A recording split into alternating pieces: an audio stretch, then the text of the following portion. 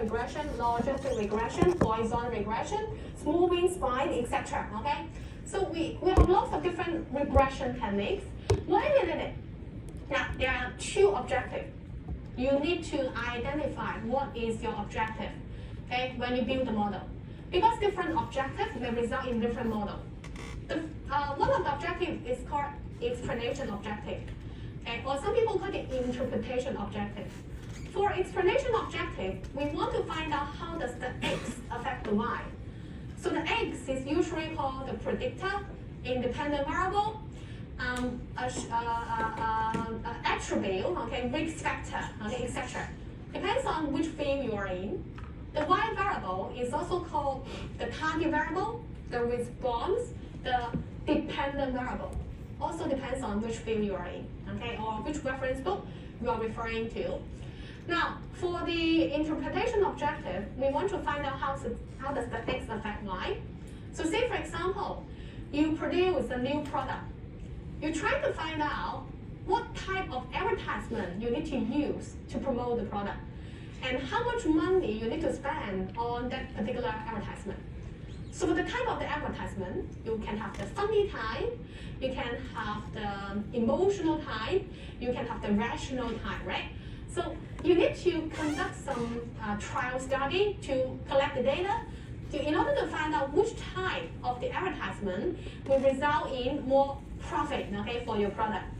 And after you decide which type of advertisement you need to use, you may consider how much money you need to spend on the product so as to maximize the profit, right? And in that case, to determine what is the type of the advertisement and how much money you need to spend on the advertisement, and how does that relate to the profit of your product, then this is the explanation objective. Now that will be actually very important in the company because this is the thing that they want to find out, right? Another objective is called prediction objective. For prediction objective, very simple, they give you the X, you predict the Y. And usually we are using the past to predict the future. Say for example, okay, I'm trying to invest on the Google, and then I want to collect the historical data, daily data for the Google stock price. And then I predict the tomorrow stock price, okay? And I want to determine whether I need to buy, okay, the Google today or sell Google today, right? If I'm holding Google. So that is corresponding to the prediction objective. Now, once you have your business problem, you need to identify whether you have explanation objective or prediction objective, or both, okay? Sometimes you are very aggressive. You want to achieve both objectives. Okay? In that case, you may have different models corresponding to it, even though you are using the same method. Okay? Say, for example, you are using multiple linear regression, but different objectives will result in different models. That means you may choose different predictor X in the model. Now let's have a quick review for simple linear regression. For simple linear regression, we say that the response variable Y is linear related to the predictor X. So here we are using the vector format. Y represents a column vector. It denotes the observation Y1, Y2 up to Yn. N here is the sample size. That is the number of observations in your data set. And then X is also a column vector. It denotes observation X1, X2 up to Xn. Epsilon is the random error terms. It also column vector. It denotes epsilon 1, epsilon 2 up to epsilon n. The beta 0 and beta 1, they are the population parameter. They are unknown to you. For simple linear regression, we need to make some assumption for the random error term epsilon. So for each epsilon I, the IID follow a normal distribution with mean 0 and standard deviation sigma square. Okay, so this sigma square epsilon, okay, some people use sigma square to denote it. Now actually, this notation already contains our full model assumption. Now, IID stands for independent, identically distributed. So the first I, independent, we're talking about the fourth assumption. And then the first model assumption is mean 0 assumption. That is equivalent to linearity assumption. X and Y are linear related. So that is say that the mean of the random error term is equals to 0. The second model assumption is the constant variance assumption, okay? So it is incorporated here. The variance of the random error term is the same for each x and I. So you can see here, we don't denote the I, we don't have the subscript I. So for each x and I, the variance are the same. And the third assumption is the normality assumption. You can see that we have the normal, okay, here, denoted here. So therefore, this notation already incorporates our four model assumption. Later on, I will help you guys to review how to track this four model assumption visually. Now, one of the important application for the simple linear regression is the single index model in finance. You can actually directly look at those alpha and the beta, okay, in some financial report or the summary statistic on Google Finance or Yahoo Finance. So let's look at the single index model. In the single index model, we assume that the risk-adjusted return on an asset is linear related to the risk-adjusted return of the overall market. So basically, the left-hand side is treated as the y variable. The right-hand side here is treated as the x variable. So in that case, x and y, they are linear related. We fit into the simple linear regression. So let's look at the notation here. The R, we are using to denote the return on a particular stock or a particular fund or a particular portfolio. Either way, they are the asset. And then RF is used to denote the risk-free rate. Okay. Now, say for example, in US, the risk-free rate will be the interest rate on the treasury bills and the 10-year treasury bills. And in Hong Kong, we can use the interest rate in the saving account, but that will be very small, very small, and you can treat it as 0 if you're talking about the daily interest rate. And then RM, that will be the M stands for market. RM denote the rate of return for some major market index. For example, in US, the market index will be S&P 500. In Hong Kong, the market index will be Hang Seng Index. In mainland China, the market index, you can choose the Shanghai Composite Index. Okay, so it depends on which country you are invested in or which country you are interested in, then you may choose the corresponding market index. And then we will have the alpha and the beta. Okay, alpha is actually the intercept, beta is the slope in our simple linear regression. But in this single index model, they have their own meaning. Okay, yes, they are intercept and slope, and they also have their own meaning in the single index model. So the beta, the slope, is called the beta coefficient. It is a risk measure. We use it to measure how sensitive the stock's rate of return is to the change of the overall market. Okay? So beta, we usually compare it with the value 1. Whether beta is larger than 1 or beta is less than 1. Now, if beta is larger than 1, we will say that the corresponding stock is aggressive, or the corresponding fund or portfolio. That means the corresponding asset is aggressive. Okay. Now, say for example, beta equals to 2. That means that when the market index increase by 1%, then your assets return will increase by 2%, right? So this is how you interpret the slope, right? So it tells you that when the overall market fluctuates by 1%, then your asset actually fluctuate more because it's 2%, right? Fluctuate more than the overall market. So the risk of your asset will be more than the overall market, because we are using the fluctuation to measure the risk, okay? So we can call the corresponding asset aggressive. And beta less than 1, we call the corresponding asset defensive. Okay? Now, say for example, beta equal to 0.5.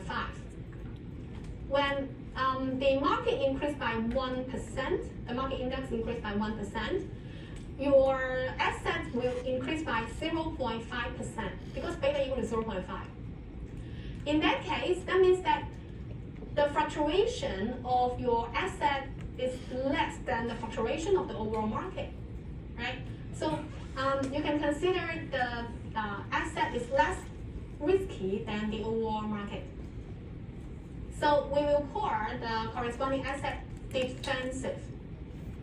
Usually the technology company are aggressive, okay?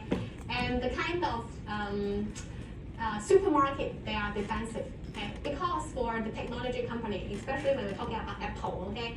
And they actually produce the kind of expensive product corresponding to the general public. When the market is good, you have money, extra money, then you will buy iPhone, iPad, okay, whatever, computer. Okay, but when the market is bad, then you won't buy those kind of expensive product. Okay, I'm talking about the general public. Okay, not the rich people. And so the return of Apple actually is more fluctuate than the overall market. But for the supermarket, okay, so this is actually they are selling the everyday product. It doesn't matter whether the market is market is good or bad. You need to buy something, okay? So therefore, for supermarket, usually the fluctuation of the return will be less than the overall market. So we call it less defensive. Okay, and then alpha. Alpha is a performance measure. Alpha will show how well or how bad a stock or a fund or a portfolio has performed in comparison to the market index. So RM is the market index. We usually compare the alpha with 0. If alpha is larger than 0, we will say that the corresponding asset beat the market or outperform the market. When alpha is less than 0, we say that the corresponding asset cannot beat the market or it underperform.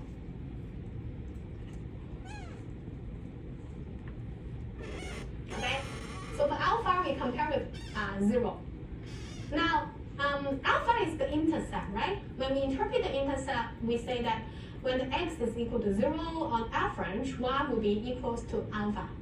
So when alpha is positive, that means that when the market return is 0, your assets still earn a positive return on average. So that means that your corresponding asset beat the market, you outperform the market. Similarly, when alpha is less than 0, it means that when the market return is 0, on average, your asset has a negative return. In that case, when alpha is less than 0, that means that you underperform the market, so you cannot beat the market. Okay? Now, therefore, when we are talking about how to evaluate a fund manager, okay, people usually look at the alpha. The fund manager is to manage a particular fund. When the fund has an alpha positive, that means that the fund manager performed well, okay, because the fund that they manage outperform the market. When the alpha is less than 0, it means that the corresponding fund manager does not perform very well because the fund that this manager managed cannot beat the market. Okay, so therefore alpha we can treat it as the performance measure. You can actually directly extract the alpha and the beta from the online financial websites, say for example Morningstar, or you can extract it directly from Yahoo Finance or Google Finance. Okay. So let's look at the data set Tesla. The reason why we are interested in Tesla is because Tesla's CEO, Elon Musk, actually is the richest person in the past few years. But sadly, this year, he lost the title, okay, at the beginning of 2024. He lost to Bernard, which is the CEO of the LV Empire. Now, last year alone, Tesla's share price has rocketed upward more than 700%. Now, we are trying to use a single index model to find out whether Tesla's stock beat the market or not, or whether this is an aggressive or defensive stock. To find out whether it beats the market or not, we look at the alpha. To find out whether this stock is aggressive or defensive, we look at the beta. Okay, alpha is the performance measure, beta is the risk measure. So we collect the most recent year's data, that is the daily stock price in 2023, okay? And in 2024, it hasn't finished yet, so we look at 2023. So we have the daily return of Tesla. We plot it in the y-axis in our scatter plot. We have the daily return of Google, of S&P 500, that is the X. We are choosing S&P 500 as the market index in our single index model. What we observe is that there is a kind of positive linear relationship. So that means that we can use simple linear regression, okay, to model the relationship between X and Y, right? Now, recall that when we are talking about fitting simple linear regression, we are actually finding the straight line that closest to the data point, okay, as close as possible. So the resulting straight line is called least square line. So let's look at the simple terminology review. On the horizontal axis, we have the predictor X. On the y-axis, we have the response variable Y. The blue data are the observation, okay, that is the data point we collected in our data set. Let's say that we are looking at this data point. This is the I observation in our data set. Then we can represent it as xi, comma yi. That means that for this data point, the horizontal axis is xi, the vertical axis is yi. Okay, so this is our I data point.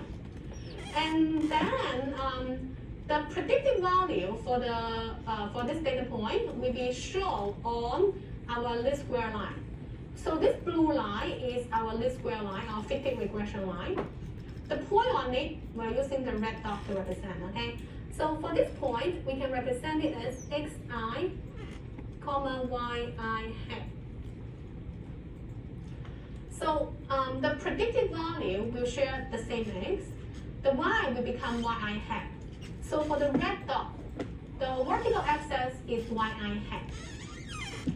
So here, yi is our actual y value, or we call this observed value. Y hat is the predicted y value, or we also call it fitted value. The difference between yi and yi hat is called residual. Okay? So that is actually the error when we are using yi hat to predict yi. Okay?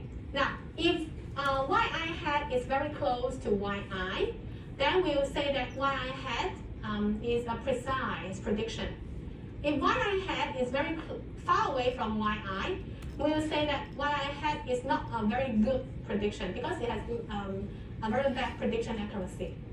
So when we are generating the least square line, we want to minimize the sum of square residual for each data point. Okay?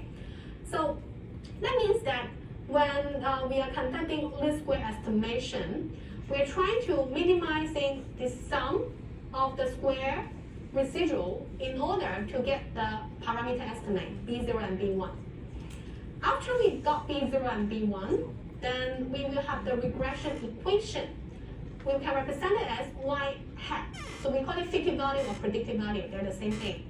Y hat equals to B0 plus B1 times X. And then following will be the review for the formula. B1 is equal to the correlation R between X and Y multiplied by the standard deviation of Y divided by the standard deviation of X. And B0 is equal to Y bar minus B1 times X bar. So this is just a review, and we don't require you guys to calculate the B0 and B1 anymore, okay? Because it is tested in ISO M2500 already. Now, let's see how we can check the model assumption. We can actually use hypothesis testing to check our full model assumption, but that will be out of the scope for the introductory course. Now, the way we check the model assumption is using residual plot. So this is a visual tracking method. We can plot the residual plot between residual and y-hat to check for linearity assumption and constant variance assumption. Now, if we want to check the linearity assumption, we look at the pattern of the data point on the residual plot. If the pattern resembles a horizontal line, that means the linearity assumption is satisfied. Now, this is an illustration. Vertical axis is residual, horizontal axis is y-hat. What you can see is that the blue dots is the data, right? The blue dot resembles a horizontal line pattern. So it tells you that the linear assumption or mean zero assumption is satisfied. Recall, linear and mean zero assumption, they are equivalent. And then for the same graph, we can also use it to check for the constant variance assumption. If on the graph, there is a consistent vertical scatter, then we say that the constant variance assumption is satisfied. However, on this graph, you can see that when y-hat is small, the variation of the residual is small. When y-hat is large, the variation of the residual is large. There is a fans-out pattern in the residual plot. So we say that the constant variance assumption is violated. Now, we try another data set. We'll look at another residual versus y-hat plot. So on this graph, you observe a curve pattern. So the pattern does not resemble a horizontal line, and it tells you that the linear assumption does not satisfy because there is a curve pattern. For the same graph, we can also check for the constant variance assumption. So in order to look at the constant variance assumption, we will usually add some reference lines. So what we do is that we are adding a top reference line, just a curve above all the data points and a curve below all the data points. So what we observe is that when the y-hat is small, the variation of the residual is roughly like this. When y-hat is in the middle, the variation of the residual are roughly similar. When y-hat is large, the variation of the residual are roughly similar. So in that case, we say that the variation of the residual does not change. So therefore, the constant variance assumption is satisfied. Another model assumption is the normal assumption. Okay? For normal assumption, we look at the normal QQ plot. Okay? We say normal quantile plot. If on the normal quantile plot, the blue dots, not the blue dot, okay, the dots, okay, it depends on which software you're using. Sometimes we have the black dots, sometimes we have the blue dots. So if you look at here, the dots on the data point on the QQ plot have a straight line pattern. Not necessary to be exactly line on a straight line, okay? When it has a straight line pattern, that means that the normality assumption is satisfied. When the normality assumption is violated, we need to deal with it, okay? And we can either use the log transformation or other kind of transformation to deal with it. But the thing is, only when the sample size is less than 30, we need to deal with the violation of the normality assumption. When you have a large sample, that means when the sample size n is larger than or equal to 30, then you don't need to do anything when there's a violation of the normality assumption. Because by central limit theorem, it guarantees that the sample mean will approximately normally distributed. Okay? And another assumption is the independence assumption. We only need to check for independence assumption when we have time series data, where the data is collected in a regular time space.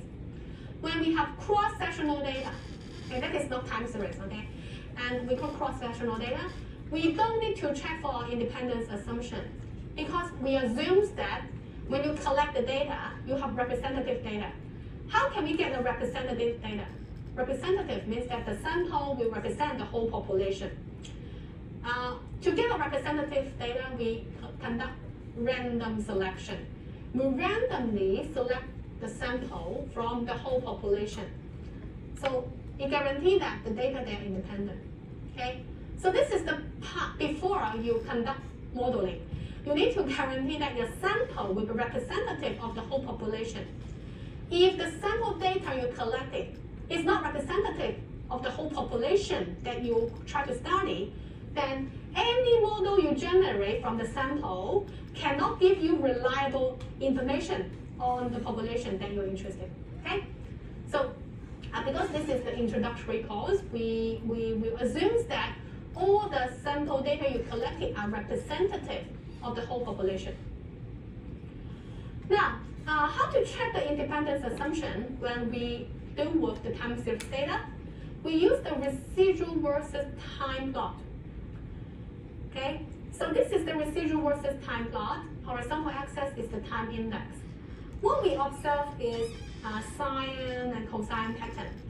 When the time is at the beginning, there is a clustering of the positive residual, followed by a clustering of the negative residual, and then followed by a clustering of positive residual.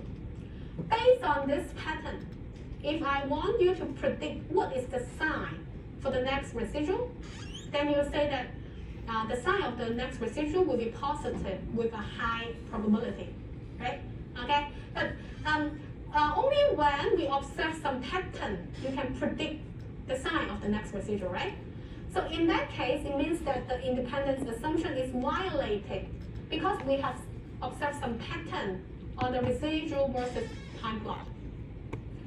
When there's no pattern exists, then we'll say that the independence assumption is satisfied. So the final graph is the residual versus the row number. Row number, this is the time index. So what you observe is that the data point seems to be scattered randomly along the horizontal line within two bands. So there's no obvious pattern. In that case, we will say that the independence assumption is satisfied. Now let's look at our Tesla data. Okay. Now actually we pack all the functions to create those residual plots into a self-defined function called 4-in-1. Okay, I will not talk about the detail. Okay, and here also will not talk about the detail, right? We'll directly use this pack function. Okay, called 4-in-1. And the first parameter is the data set. All our Tesla data are stored into the data frame called returns. And then we return the regression model. Okay, the model output is stored into the object called model. You can see how we define the model later on. Now using the 4-in-1 function, and then we will have the 4 residual plots we can check. So the first graph we look at is the lower right corner graph. This is the residual versus y-hat plot. Now the vertical axis is labeled as the studentized residual. Studentized residual is a standardized version of the residual EI. Okay, so EI minus the mean of the column E divided by the standard deviation, okay, of the residual E, then we have a standardized version of the EI. So this is a kind of studentized residual. Of course, with slight modification of the formula, but you can treat it like this. After we do standardization of the residual will have 99.7% chance to lie within plus or minus 3 standard deviation from mean, right? The mean is 0 by empirical rule. So using the standardized residual, if the value is above 2 or below -2, then the corresponding data point we call outlier. That is the regression outlier. Now, except for some outlier, so above 2 and below -2, they are the outlier. Except for those outlier, okay, the point seems to have a roughly equal variation, right? In that case, we say that the constant variance assumption is satisfied. For this graph, we can use it to check for 2 assumptions. The first one is the mean 0 assumption. Now we can see that the data point, the blue dots, resemble a horizontal line pattern, so the mean 0 assumption is satisfied. The second assumption is the constant variance assumption. Except for the outlier, only a few of it, the constant variance assumption is satisfied. And then the top left graph, you can see it's the title normal QQ. So this is the normal quantile plot. We use it to check for normality assumption, whether the residual follow a normal distribution or not. What you observe is that we have the blue dot here, and also a red straight line. So the red straight line is the reference line for the straight line pattern. We observe that on the left end of the distribution, the blue dots are consistently lower than the straight line. On the right tail of the distribution, the blue dots are consistently above the red line. So that tells you that on the tail part, the normality assumption does not satisfy. Okay? So in general, normality assumption does not satisfy. When the normality assumption does not satisfy, you can look at the histogram to find out the pattern. Okay? It can be very skewed to the left, very skewed to the right, or have multiple mode, multiple peak means. But here, it seems that the shape of the distribution is relatively symmetric. But it may have more outlier than the normal, okay? But we cannot see, okay, from the histogram. Anyway, here, the sample size is 249, okay? Because in a year, we only have 249 trading days. The market, the stock market will not trade on weekend and also the public holiday, okay? So therefore, the sample size n 200 and something is larger than 30. We don't need to do anything when there is a violation for the normality assumption, when the sample size n is larger than 30, okay? So in this case, our sample size n is larger than 30. So even though there's a violation for the normality assumption, we don't need to do anything because we have the central limit theorem, okay, to guarantee that the sample mean will approximately normal. Now, the lower left graph is the residual versus the observation order. So that will be the residual versus time plot.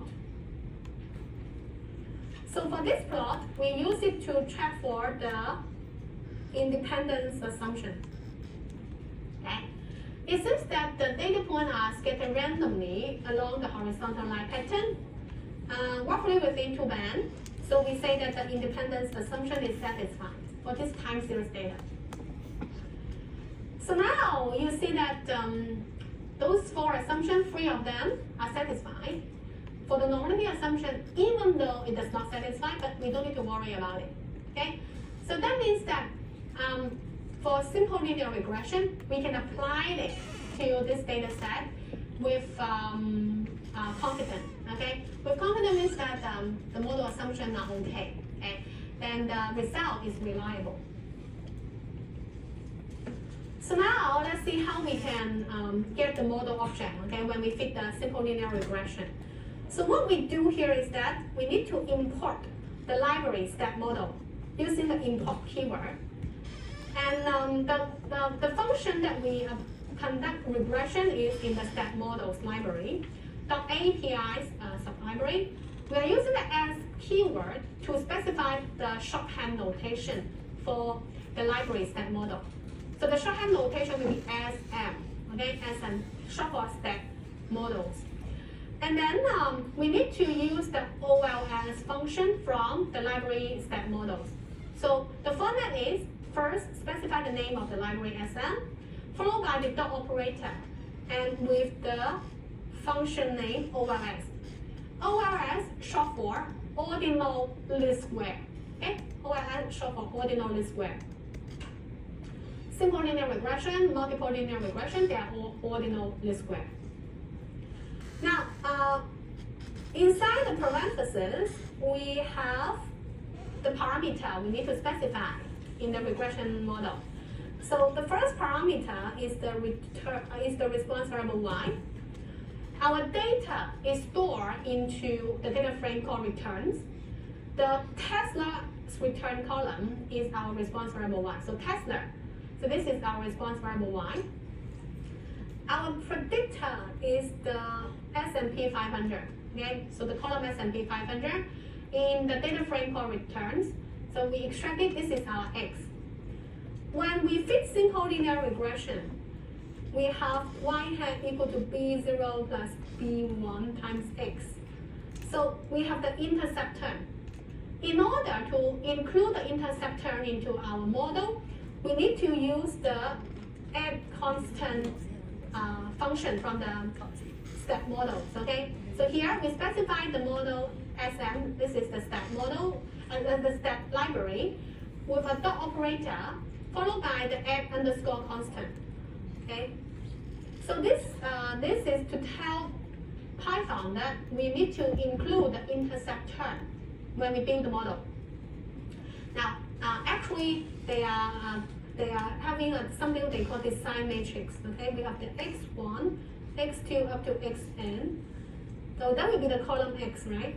So add constant means that in this so-called data matrix, it add the column 1. Okay, in order to include the intercept term. So this is the technical part. Okay? If you don't know, okay, it's fine.